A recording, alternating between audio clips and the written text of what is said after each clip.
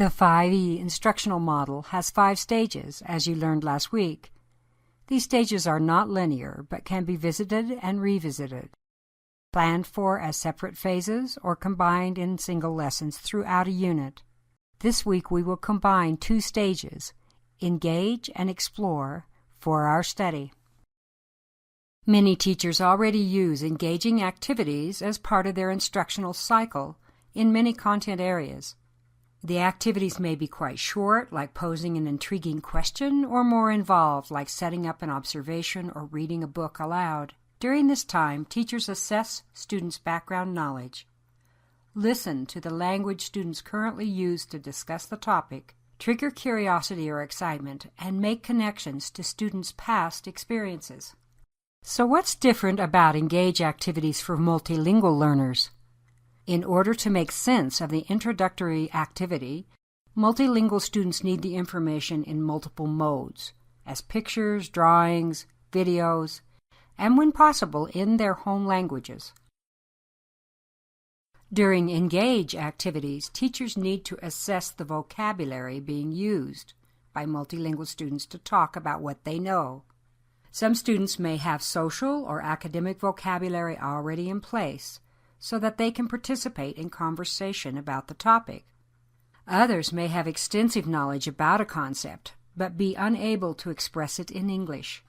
During the Engage phase, teachers should try to determine both what students know and what students know how to explain. When children can connect new ideas to their current knowledge about their homes or cultures, they have a foundation for building conceptual understanding. This important aspect of Engage is often overlooked by teachers. Teachers can use a variety of reading materials for engaging students. As in the example from the 5E article, you can read a picture book to generate interest. Students could participate in a hands-on activity, such as a word sort or picture match. Or the class could do an online sorting activity. An anticipation guide, or a KWL chart, is a common way to activate students' background knowledge, particularly if students have plenty of opportunities to talk to one another. For instance, an anticipation guide can be done in partner groups. A poster may generate conversation and questions as well. Other visuals, such as cartoons, can serve to engage students. While you can think of Engage as an introduction, the Explore phase is the heart of a lesson or unit. Students actively participate in cooperative learning tasks such as experiments or simulations, which allow them to explore the primary science concept of the unit. Inquiry activities allow students to do hands-on explorations and make inferences based on their experiences. When the activities are done in group settings, the conversations often enable students to consider alternative perspectives and ask higher-level questions. The use of hands-on experiments or inquiry projects benefits all students. So what is different for the multilingual students in your class? Multilingual students may need to rely on their first or home languages to express what they're experiencing. Think of the investigation as a physical experience students share. Observing what happens doesn't require language, but talking about the experience taps students' reservoir of knowledge, some of which was learned through the home language. When students can draw on their home languages, they can often express more complex thinking. If students can combine drawings, home language, and English, they will build stronger conceptual understanding of what is happening. Grouping students to explore is an essential part of hands-on experiences. Mix the language abilities within the groups and encourage multilingual students to use a combination of gestures, drawings, home language, and English to express their ideas.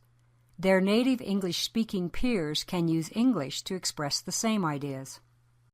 Teachers need to be thoughtful about the questions they ask multilingual students during the Explore activity. Questions should require more than one-word answers. A probe for critical thinking will spur longer answers and give multilingual students opportunities to practice language skills. When multilingual students answer probing questions, teachers can model the academic language so that students hear vocabulary and language structures. This is not the same as explicit instruction on academic vocabulary, which will come in the next phase of 5E, but rather modeling ways to say the same idea. During the Explore phase, all language modalities of speaking, listening, reading, and writing come into play. Your primary goal may be for students to talk about the experience, which is a worthy language goal. But you can also write a guiding question on the board to help students focus on the purpose of the activity during an inquiry lesson. Whether students will write notes, draw pictures, complete data charts, or label diagrams, they should record their initial thinking during the Explore phase. Also, make supplemental materials available in a resource area. A collection of materials including pictures and diagrams can help multilingual students express ideas for which they have not yet learned the vocabulary. When students are writing about their hands-on experiences, provide sentence stems, framed paragraphs, graphic organizers, or word banks to improve the level of writing. This is helpful for all students since few students have the academic structures in place to communicate like scientists.